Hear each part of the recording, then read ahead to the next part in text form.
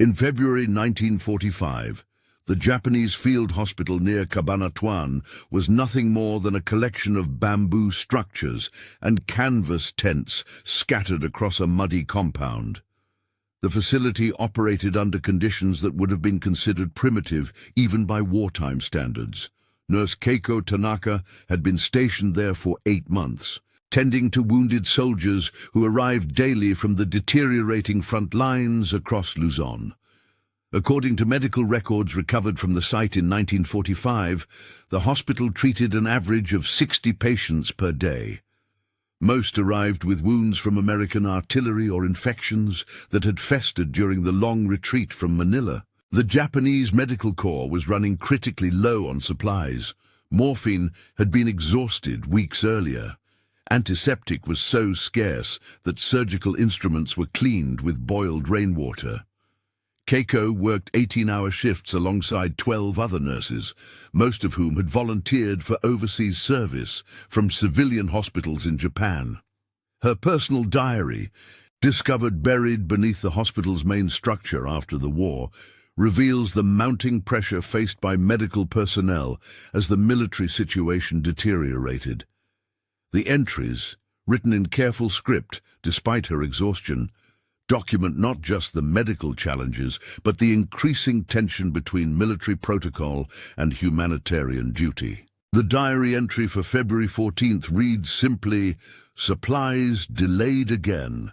Colonel Watanabe visited twice today, asked about patient classifications. I told him all wounded receive care. He did not seem pleased with this answer." What Keiko could not have known was that 2 miles away, Canadian medic Victoria Hayes was preparing for what would become one of the most unusual rescue operations documented in Pacific Theatre medical records.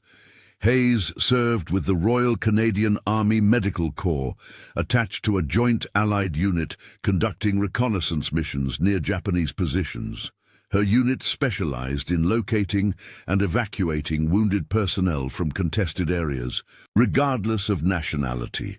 The Canadian medical protocols of 1945 required strict adherence to Geneva Convention guidelines regarding the treatment of wounded enemy personnel. Hayes carried with her a waterproof pouch containing translated cards explaining medical neutrality in Japanese, Tagalog, and several Chinese dialects. These cards were standard equipment for Allied medical personnel operating in areas with mixed civilian and military populations. On February 15th, radio intercepts from the Allied Signals Intelligence Unit stationed at Clark Field picked up fragmentary Japanese medical transmissions. The intercepted messages, partially decoded and filed in Allied intelligence archives, mentioned a request for immediate medical evacuation at coordinates that placed the transmission near Cabanatuan. What made these transmissions unusual was their source. The signals appeared to originate from a civilian radio, not military communication equipment. The intelligence report, classified until 1945 and then filed without further action, noted that the transmission was repeated 3 times at irregular intervals. The message was brief: medical assistance required, multiple wounded, cannot move patients. The transmission ended abruptly and was not repeated. Hayes received orders to investigate the source of these transmissions as part of a routine patrol mission. Her unit was instructed to maintain radio silence and avoid engagement with enemy forces unless directly threatened. The mission parameters were specific: locate the transmission source, assess the situation, and report back to headquarters. No authorization was given for direct intervention. The patrol consisted of Hayes, 2 Canadian infantry soldiers, and a Tagalog-speaking interpreter recruited from the local resistance. They departed their forward position at dawn on February 16th, carrying standard medical supplies and emergency rations for a 2-day mission. Hayes's medical kit contained morphine, sulfur powder, bandages and surgical instruments, sufficient for treating moderate wounds under field conditions. The route to the transmission coordinates required crossing 3 miles of contested territory where Japanese and Allied patrols operated irregular schedules. Intelligence reports indicated that the area was lightly defended but potentially mined. The patrol moved slowly, following established animal tracks and avoiding open ground where possible. By afternoon, they had reached a ridge overlooking the Japanese hospital compound. Through field glasses, Hayes observed what appeared to be a functioning medical facility. Canvas tents and bamboo structures were arranged in an organized pattern around a central area. Personnel in medical uniforms moved between the buildings. Several vehicles, including what appeared to be ambulances, were parked near the main structure. What struck Hayes as unusual was the presence of armed guards at regular intervals around the compound perimeter. Standard Japanese medical facilities typically maintained minimal security details. The heavy guard presence suggested either the facility treated high-ranking personnel or contained sensitive materials beyond normal medical supplies. The interpreter, identifying himself in Allied records only as Miguel, noted the presence of Philippine civilians among the medical staff. These individuals appeared to be working voluntarily rather than under duress. They carried supplies, assisted with patient transport, and performed basic maintenance tasks around the compound. This civilian involvement contradicted intelligence reports, describing the area as under strict Japanese military control. As the patrol maintained observation, Hayes recorded detailed notes about the facility's operations. Her field notebook, preserved in Canadian military archives, documents the routine activities observed over a 6-hour period. Medical personnel followed regular schedules. Patients were moved between structures at consistent intervals. Supply deliveries arrived by foot patrol rather than motorized transport, suggesting limited fuel availability. The notebook entry for February 16th concludes with an observation that would prove significant. Noticed unusual activity near northern section of compound. Group of personnel gathered around single structure. Activity continued for over 1 hour. Could not determine specific nature of gathering through field glasses. That evening, as the patrol prepared to establish an observation post for overnight surveillance, the situation at the Japanese hospital was deteriorating rapidly. Keiko's diary entry for February 16th reveals the crisis that had prompted the earlier radio transmissions. Akiko collapsed during surgery preparation. High fever, unable to walk. Dr. Yamamoto examined her, but says he cannot spare medicine for staff. Orders are that medical supplies are reserved for combat personnel only. Nurse Akiko Sato had been working at the hospital for 10 months. According to medical records, she had contracted malaria 3 weeks earlier, but continued working despite recurring fever episodes. The condition had worsened steadily, but military regulations prohibited the use of medical supplies for treating non-combat personnel, except in cases of immediate life-threatening emergency. The other nurses at the facility faced an impossible situation. Military protocol required them to report Akiko's condition to the commanding officer, who would likely order her removal from the facility to prevent infection spread among combat patients. However, removing her from the hospital would mean abandoning her without medical care in territory where civilian medical facilities had been destroyed or abandoned months earlier. Keiko's diary entry continues. We have decided to care for Akiko ourselves. Yuki found quinine tablets hidden in the supply room, probably left behind when the previous medical unit departed. We are taking turns sitting with her during off-duty hours. This decision placed the nurses in direct violation of military orders regarding the use of medical supplies. The penalty for unauthorized distribution of medicine to non-combat personnel was court-martial and potential execution for undermining the war effort. However, the nurses had developed their own code of ethics that prioritized patient care over military regulations. The makeshift care arrangement continued for 48 hours. Akiko's condition fluctuated between periods of consciousness and fevered delirium. The other nurses rotated shifts, maintaining their regular duties while providing constant supervision. They administered the recovered quinine in carefully measured doses and used wet cloths to control her fever. On February 18th, Colonel Watanabe conducted an unexpected inspection of the hospital facility. These inspections typically focused on supply management and patient treatment protocols. However, this visit included a detailed examination of personnel quarters and off-duty areas that had not been part of previous inspections. According to witness statements collected after the war, the colonel discovered Akiko during his inspection of the nurses' quarters. Her condition was immediately apparent: high fever, severe weakness, and symptoms consistent with advanced malaria. The colonel also found the partially used quinine tablets and other medical supplies that had been diverted from official stores. The colonel's response was immediate and uncompromising.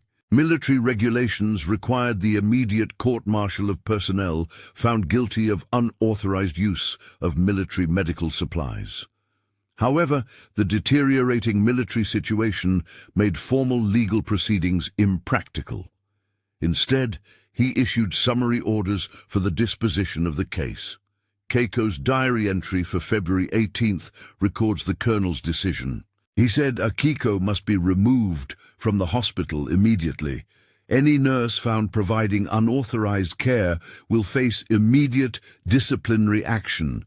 We are ordered to report any further violations of medical supply protocols. The other nurses were given until the following morning to comply with the removal order. No provision was made for alternative medical care. No transportation was authorized for moving Akiko to another facility. The order effectively meant abandoning her in the jungle surrounding the hospital compound. That evening, the nurses gathered to discuss their options. Keiko's diary documents their debate. Yuki says, "We must obey orders to protect ourselves and continue caring for the wounded soldiers." Michiko believes we cannot abandon Akiko after nursing her for 3 days. "I do not know what is right. Military duty says one thing, human conscience says another." The discussion continued through the night. The nurses understood that defying the colonel's orders would likely result in severe punishment for all participants. However, they also recognized that abandoning Akiko would almost certainly mean her death. The malaria had progressed to a stage where constant medical supervision was required to prevent fatal complications. By dawn on February 19th, they had reached their decision. Rather than abandon Akiko or face individual court-martial, they would collectively refuse to comply with the removal order. This act of defiance carried enormous personal risk, but represented their commitment to medical ethics over military protocol. The decision was not reached easily. Each nurse understood the potential consequences: court-martial, execution, or at minimum, removal from medical service and assignment to combat duties for which they were untrained. However, the alternative, allowing Akiko to die alone in the jungle, violated every principle that had motivated their entry into medical service. Keiko recorded their reasoning. "We became nurses to save lives. If we cannot save the life of our colleague, how can we call ourselves healers? Military orders may control our actions, but they cannot change our hearts." The nurses' plan was simple, but dangerous. They would move Akiko to a concealed location near the hospital compound and maintain her care in secret. This would require rotating absences from their regular duties and risking discovery during any unscheduled inspections. Most importantly, it would require continued access to medical supplies despite the prohibition against unauthorized use. The location chosen was a natural cave formation approximately 100 meters from the main hospital compound. The cave provided shelter from weather and concealment from casual observation. Fresh water was available from a nearby stream. The location was far enough from the hospital to avoid routine patrols, but close enough for the nurses to reach during brief breaks in their schedules. Moving Akiko to the cave required careful coordination. Her condition made walking impossible, so she had to be carried. This operation was conducted during the pre-dawn hours when hospital activity was minimal and guard patrols followed predictable routes. 3 nurses participated in the transport, while others maintained normal duties to provide cover for any absences noticed by supervisors. The cave hiding place was prepared with basic supplies: blankets salvaged from discarded medical equipment, containers for water storage, and a small supply of food obtained through personal rations. Most crucially, they established a cache of medical supplies, gradually accumulated through careful diversion of materials that might otherwise be discarded or overlooked during inventory procedures. For 3 days, this arrangement functioned without detection. The nurses maintained their regular hospital duties while providing around-the-clock care for Akiko in the concealed location. Her condition showed gradual improvement under consistent treatment with the recovered quinine and constant medical supervision. The fever episodes became less severe and occurred at longer intervals. However, on February 22nd, the situation changed dramatically.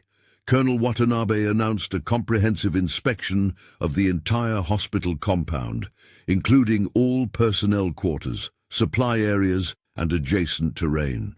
This inspection would be conducted jointly with military police from the regional headquarters and was intended to investigate reports of supply irregularities and unauthorized activities.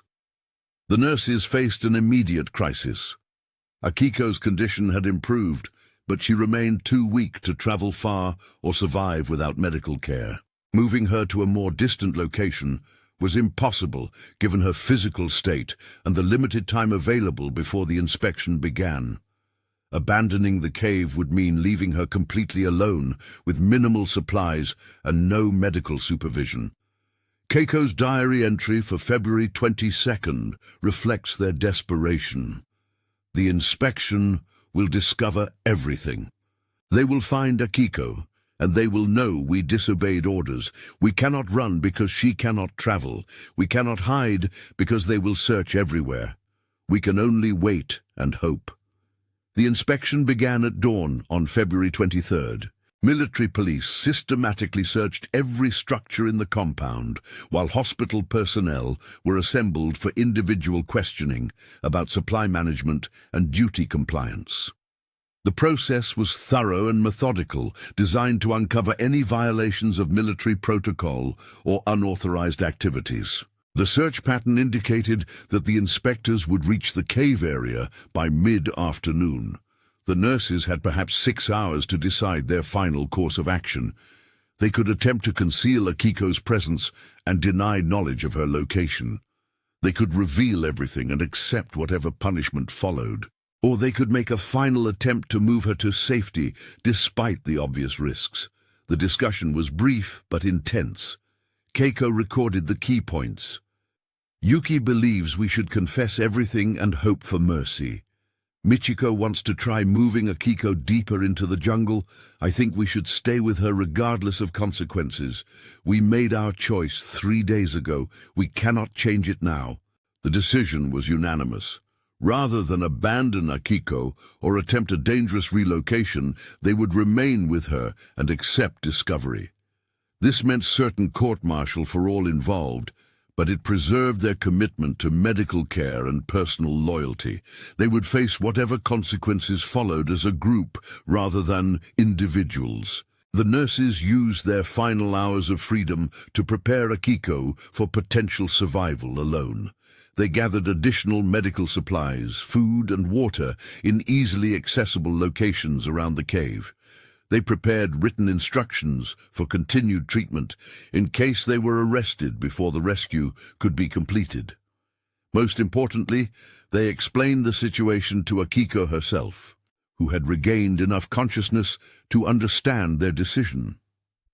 According to Keiko's final diary entry before discovery, Akiko wept when we told her what we had done. She begged us to abandon her and save ourselves. We explained that this was impossible.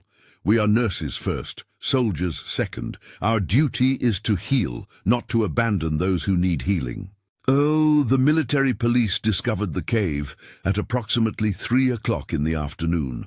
The nurses were found providing active medical care to Akiko with clear evidence of unauthorized medical supplies and violations of the removal order issued 4 days earlier. There was no attempt to deny the situation or claim ignorance of military regulations. The arresting officers were surprised by the nurses' calm acceptance of discovery. Most violations of military protocol involved attempts to conceal evidence or deny responsibility. In this case, the nurses readily admitted their actions and explained their reasoning, without attempting to justify or minimize their disobedience of direct orders. Colonel Watanabe arrived at the cave within an hour of the discovery. His inspection confirmed the scope of the violation: unauthorized use of medical supplies, disobedience of direct orders, concealment of prohibited activities, and abandonment of assigned duties. Under military law, these charges carried potential death sentences during wartime conditions. However, the colonel faced an unusual situation. The nurses had not acted for personal gain or to undermine military operations. Their violation of orders was motivated by medical ethics and personal loyalty rather than subversion or cowardice. Executing trained medical personnel during a critical phase of military operations would also create significant practical problems for the hospital's continued operation. The colonel's decision was unprecedented in documented military justice cases from the Pacific Theater. Rather than order immediate court-martial, he declared the nurses under house arrest pending review by higher military authorities. This decision effectively delayed any final resolution while preserving the possibility of continued medical service under modified conditions. The house arrest confined the nurses to their quarters except during assigned medical duties. They were prohibited from leaving the hospital compound or communicating with personnel outside the medical corps. Most significantly, they were forbidden from providing any unauthorized medical care or accessing supplies beyond those specifically allocated for their official duties. For Akiko, the situation remained critical. The colonel's decision did not authorize continued medical treatment, but it also did not specifically prohibit basic humanitarian care. The nurses were allowed to provide food and water, but could not administer medication or perform medical procedures without direct authorization from the hospital's commanding officer.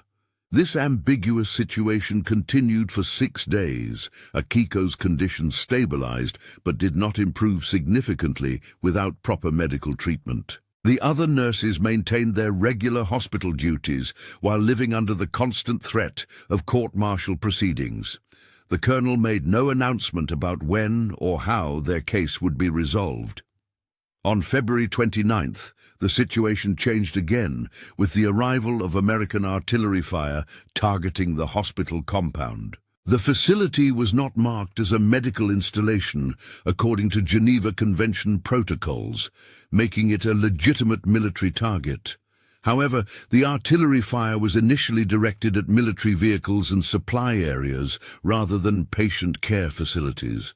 The bombardment created immediate medical emergencies requiring all available personnel. The house arrest restrictions were temporarily suspended to allow the nurses to respond to wounded personnel arriving from defensive positions around the compound. For the first time in a week, they were authorized to use medical supplies and perform emergency procedures without specific permission. During the artillery bombardment, Keiko made a decision that would prove crucial. Despite the ongoing restrictions and potential consequences, she administered emergency medical care to Akiko using supplies diverted during the chaos of treating combat casualties. Her reasoning was simple. The bombardment had created life-threatening conditions that justified emergency medical intervention regardless of previous orders. The artillery fire continued intermittently for 3 days. During this period, military discipline relaxed significantly as all personnel focused on survival and maintaining essential services. The nurses worked continuously, treating wounded soldiers while managing their own safety during frequent bombardments. The question of their pending court-martial became secondary to immediate survival needs. On March 3rd, the artillery fire intensified dramatically.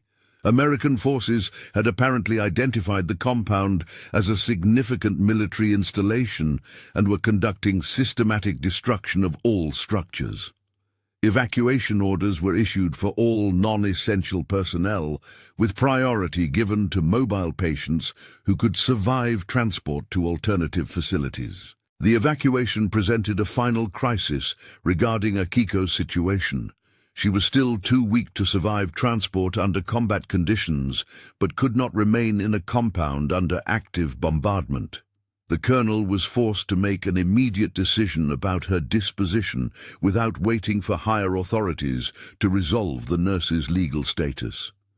His decision was pragmatic rather than legal. Akiko would be evacuated with other medical personnel, and her continued treatment would be authorized under emergency conditions until the unit reached a secure location.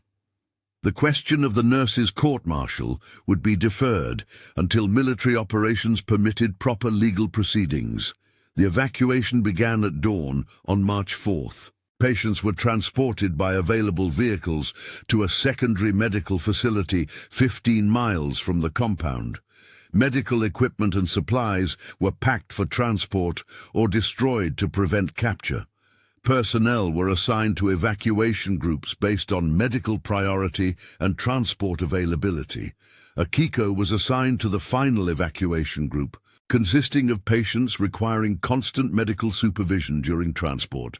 Keiko and 2 other nurses were designated as her care team, effectively ending their house arrest status for the duration of the evacuation.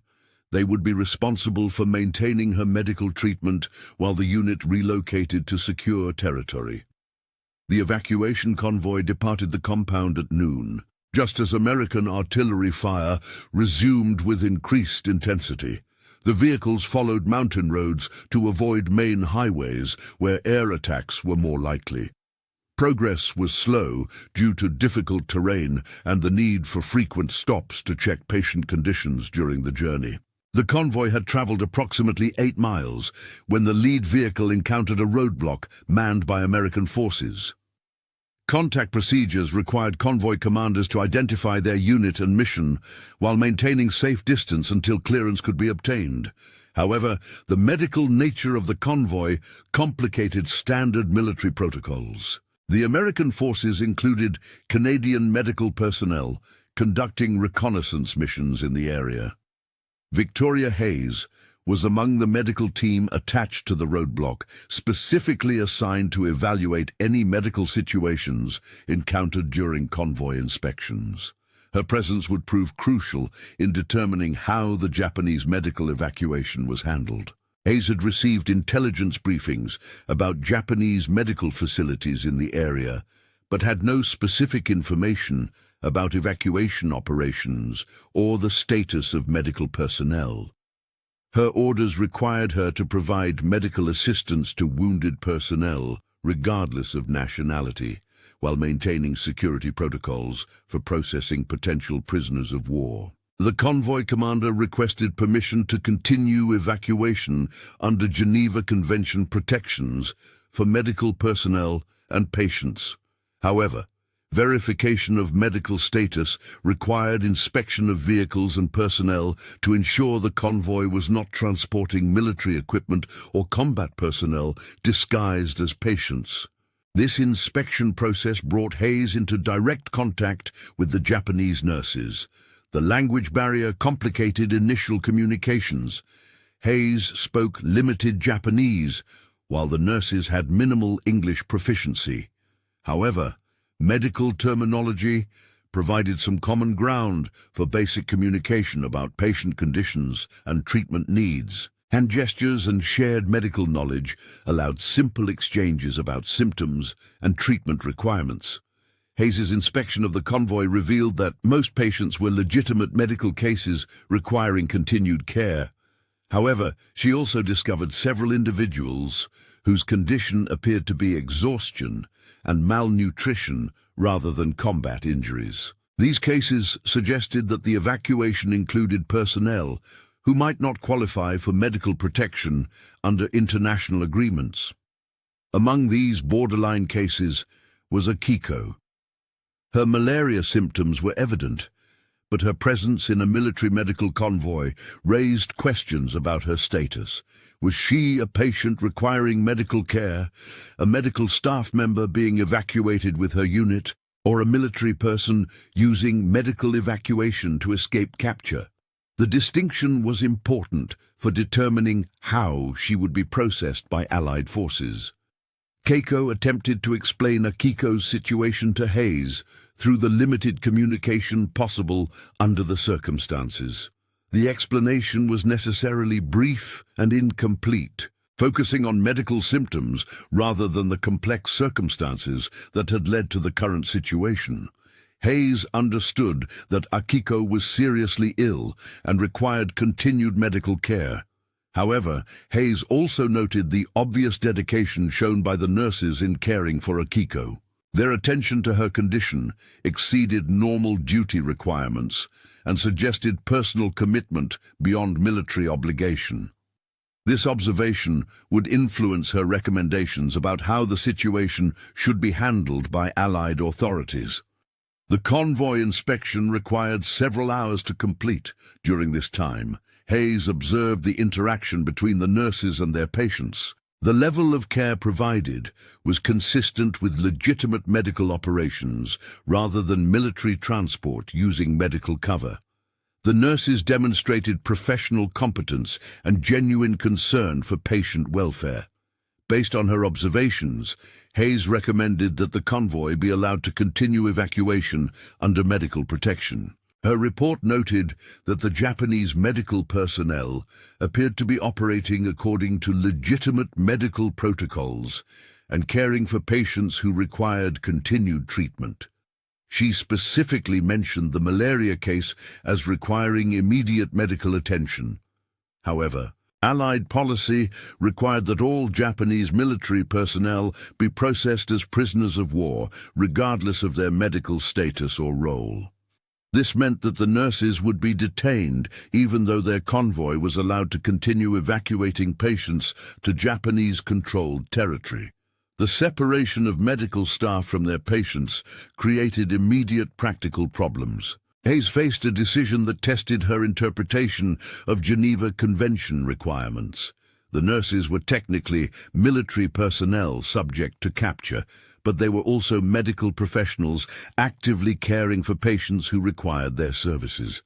Detaining the nurses would compromise patient care, while allowing them to continue would violate prisoner processing protocols. Her solution was a compromise that reflected both military necessity and humanitarian concerns. The nurses would be allowed to continue caring for their patients until the patients could be transferred to appropriate medical facilities.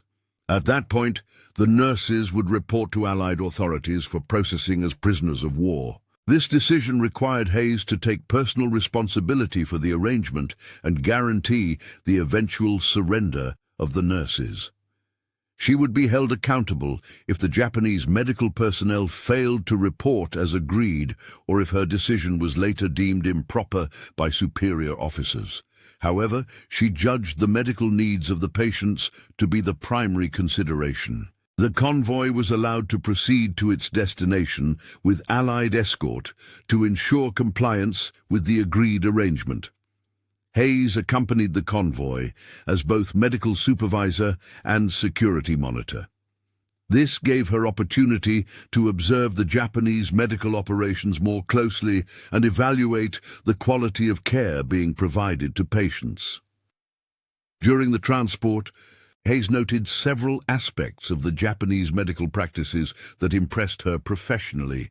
The nurses demonstrated thorough knowledge of patient conditions and treatment protocols. They maintained careful monitoring of vital signs and symptoms despite limited equipment and supplies. Most significantly, they showed genuine compassion for their patients' suffering. The conversation between Hayes and Keiko developed slowly during the journey. Using a combination of limited shared language, medical terminology, and written notes, they began to exchange information about their medical training and experience. Hayes learned that the Japanese nurses had extensive pre-war experience in civilian hospitals before volunteering for military service. More importantly, Hayes began to understand the circumstances surrounding Akiko's condition and the events leading to the current situation. The story that emerged was complex and troubling. Military orders that conflicted with medical ethics, personal loyalty versus institutional duty, and the price of conscience in wartime conditions. Hayes recorded her impressions in a field report filed after the mission. The Japanese medical personnel demonstrated professional competence and ethical standards consistent with international medical protocols. Their care for patients appeared motivated by genuine medical commitment rather than military obligation. The case of the malaria patient revealed particular dedication that exceeded normal duty requirements. The convoy reached the designated transfer point at a temporary medical facility operated by Filipino medical personnel under Allied supervision. The patients were to be transferred to local care, while the Japanese nurses would report to the Allied prisoner processing station as previously agreed. However, the transfer process revealed problems that had not been anticipated. The receiving medical facility lacked sufficient staff and supplies to care for the transferred patients adequately. Several patients required specialized care that the local medical personnel could not provide. Most critically, Akiko's malaria had worsened during transport and required immediate treatment by personnel familiar with her medical history and previous treatment. Hayes found herself in an unexpected position. The agreement she had negotiated required the surrender of the Japanese nurses, but medical necessity suggested that their continued involvement in patient care was essential. Separating them from their patients at this point might compromise the patient's recovery and violate medical ethics that transcended military protocol. Her decision was to recommend a modification of the surrender arrangement. The nurses would remain under Allied supervision, but would continue providing medical care to their patients until alternative arrangements could be made. This would ensure continuity of care while maintaining security requirements and prisoner processing protocols. The recommendation required approval from higher Allied authorities and represented an unusual situation not covered by standard military protocols. Hayes submitted a detailed medical report explaining the necessity for continued Japanese medical involvement and recommending establishment of a joint medical operation under Allied supervision. The response came 3 days later in the form of new orders establishing a temporary medical cooperation agreement. The Japanese nurses would continue caring for their patients under direct supervision of Allied medical personnel. They would receive temporary protected status as medical volunteers rather than prisoners of war, subject to review and modification based on operational requirements. This arrangement allowed Hayes to work directly with the Japanese medical team under controlled conditions. She observed their medical procedures, evaluated their treatment protocols, and assessed their professional competence. The experience provided unique insight into Japanese military medical operations and the personal motivations of medical personnel serving under wartime conditions. The cooperation proved beneficial for all involved.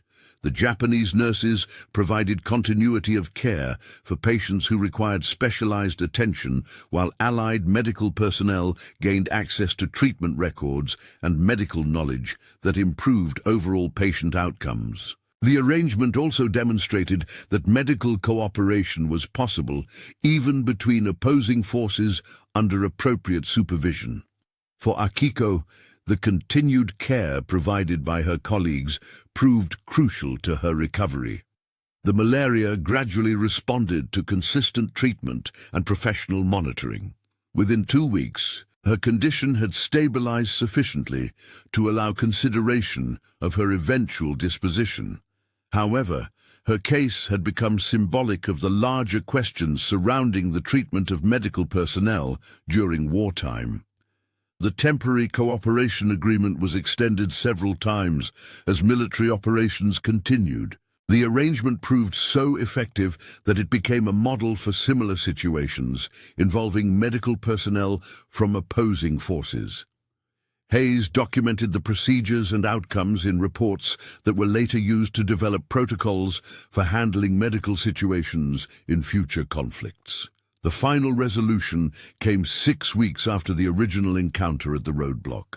Allied authorities authorized the release of the Japanese nurses under medical parole agreements that allowed them to continue their medical careers in civilian facilities under supervision. This decision recognized their professional competence and ethical conduct, while acknowledging the complex circumstances that had brought them under Allied control. For Hayes, the experience provided perspective on the universal nature of medical commitment that transcended national boundaries and military conflict. Her final report concluded, "Medical personnel from all nations share common values and ethical obligations that unite them in their commitment to healing." The enemy nurse who risks court-martial to care for a sick colleague demonstrates the same dedication as the Allied medic who treats wounded prisoners, according to Geneva Convention requirements. The documentation of this incident provided valuable insight into the operation of Japanese military medical services and the personal motivations of medical personnel serving under increasingly desperate conditions. More importantly, it demonstrated that medical ethics and human compassion could survive and even flourish in situations where military necessity might suggest other priorities. The story of the nurses who guarded their colleague until Allied forces could provide assistance became part of the official record documenting medical cooperation during Pacific Theater operations. The incident illustrated both the challenges faced by medical personnel operating under conflicting loyalties and the possibility of finding humane solutions to complex wartime dilemmas. Records from the temporary medical facility show that Akiko eventually recovered completely from her malaria infection. She was repatriated to Japan in late 1945 as part of general prisoner exchange agreements and resumed her medical career in civilian practice. The other nurses also returned to Japan and continued their medical work in post-war reconstruction efforts. Hayes maintained correspondence with several of the Japanese nurses after the war ended. The letters, preserved in Canadian military archives, document the long-term effects of their wartime experience and the lasting bonds formed through shared medical challenges. The correspondence continued until Hayes's retirement from medical service in 1953. The official military records of this incident were classified for several years due to the sensitive nature of medical cooperation with enemy personnel. However, the documents were eventually released and became part of the historical record documenting medical operations during the Pacific Campaign. The records provide valuable insight into both the challenges and possibilities of maintaining medical ethics during armed conflict. One aspect of the incident that particularly impressed Allied authorities was the willingness of the Japanese nurses to risk severe punishment to provide care for their colleague.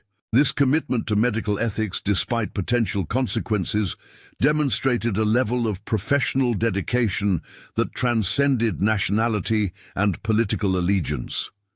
The case also highlighted the complex moral situations faced by medical personnel during wartime. Military orders and medical ethics sometimes conflicted in ways that required individual decisions about priorities and loyalties. The Japanese nurses chose medical ethics over military obedience, while Hayes chose humanitarian concerns over strict military protocol. These decisions carried personal risks for all involved. The nurses faced potential court-martial and execution for disobeying military orders. Hayes risked career consequences for modifying established procedures without prior authorization. However, both groups prioritized patient care and medical ethics over personal safety and regulatory compliance. The incident demonstrated that medical personnel from opposing forces could cooperate effectively when circumstances permitted. The shared commitment to healing and patient care provided common ground for professional interaction despite the broader military conflict. This cooperation produced better medical outcomes than either group could have achieved independently. The temporary medical cooperation agreement established during this incident became a precedent for similar arrangements in later conflicts. The procedures developed for supervising enemy medical personnel while maintaining their access to patients were incorporated into military medical protocols used in subsequent operations. The documentation also provided insight into the internal dynamics of Japanese military medical services. The conflict between military orders and medical ethics experienced by the nurses reflected broader tensions within Japanese military organization as the war situation deteriorated. Medical personnel faced increasing pressure to prioritize military objectives over patient care. The personal account recorded in Keiko's diary, recovered and translated after the war, provided unique perspective on these internal conflicts. Her detailed documentation of the decision-making process revealed the careful consideration given to ethical obligations despite the potential consequences of defying military authority. The diary entries also documented the gradual breakdown of military discipline and supply systems that affected medical operations. The shortage of basic medical supplies forced improvisation and resource management that sometimes conflicted with official regulations. Medical personnel had to choose between following protocols and providing effective patient care. Hayes's medical reports provided the Allied perspective on Japanese military medical capabilities and limitations. Her observations revealed both the professional competence of Japanese medical personnel and the severe resource constraints under which they operated. This information proved valuable for planning medical operations in subsequent military campaigns. The reports also documented the high quality of care provided by Japanese medical personnel despite inadequate supplies and equipment. Hayes noted that treatment protocols followed international medical standards and that patient care demonstrated genuine professional commitment rather than mere compliance with military orders. The correspondence between Hayes and the Japanese nurses after the war provided additional insight into the long-term impact of their wartime experience. The letters revealed that the incident had strengthened their commitment to medical ethics and international cooperation. Several nurses became involved in post-war medical education and international health organizations. The letters also documented the personal bonds formed through shared medical challenges. Despite language barriers and national differences, the medical personnel had developed mutual respect and professional relationships that continued long after the military conflict ended. These relationships demonstrated the universal nature of medical commitment. The official evaluation of the incident by Allied medical authorities concluded that the temporary cooperation arrangement had produced significant benefits for patient care while maintaining appropriate security measures. The evaluation recommended that similar arrangements be considered in future situations involving enemy medical personnel. The evaluation also noted that the incident had provided valuable training for Allied medical personnel in cultural sensitivity and international cooperation. Working with Japanese medical staff had improved understanding of different medical approaches and treatment protocols. This knowledge proved useful in subsequent operations involving civilian medical facilities. The case study of this incident was incorporated into military medical training programs used after the war. The ethical dilemmas and practical solutions documented in the incident provided valuable examples for training medical personnel in handling complex wartime situations. The case study emphasized the importance of maintaining medical ethics while fulfilling military obligations. The historical significance of this incident extends beyond its immediate medical impact. The documentation provides insight into the human dimension of military conflict and the possibility of maintaining humanitarian values during wartime. The incident demonstrated that individual decisions based on ethical principles could produce positive outcomes even in extremely difficult circumstances. The record also illustrates the complexity of moral decision-making during armed conflict. Military personnel faced competing obligations to military authority, professional ethics, and human compassion. The resolution of these conflicts required personal judgment and willingness to accept responsibility for decisions that might conflict with established procedures. The incident became part of the broader historical record documenting medical operations during the Pacific Campaign. The detailed documentation provides valuable information about medical practices, resource management, and personnel management under wartime conditions. This information contributes to understanding the overall conduct of military medical operations during World War II. The preservation of personal documents, such as Keiko's diary and Hayes's correspondence, provides intimate perspective on historical events that might otherwise be recorded only in official reports. These personal accounts reveal the emotional and ethical dimensions of wartime service that complement the factual information contained in official documentation. The translation and publication of Japanese medical personnel accounts after the war contributed to better understanding of Japanese military organization and the experience of Japanese service members. These accounts revealed the human side of the conflict and provided insight into the internal dynamics of Japanese military forces. The incident also demonstrated the value of maintaining detailed medical records during military operations. The comprehensive documentation allowed post-war analysis of medical procedures and outcomes that contributed to improved medical protocols in subsequent conflicts. The records provide valuable data for medical historians and military analysts. The long-term medical outcomes documented in follow-up reports showed that the cooperative approach to patient care had produced excellent results. All patients involved in the incident recovered completely and returned to normal lives after the war. This success validated the medical decisions made under difficult circumstances.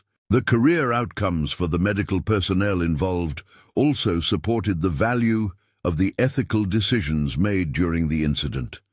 Both the Japanese nurses and allied medical staff continued successful medical careers and became advocates for international medical cooperation.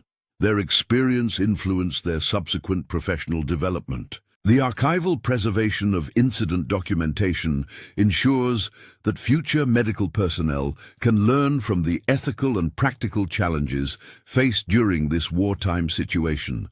The records provide case study material for training programs and professional development courses in military medical services. The incident remains relevant to contemporary discussions about medical ethics during armed conflict.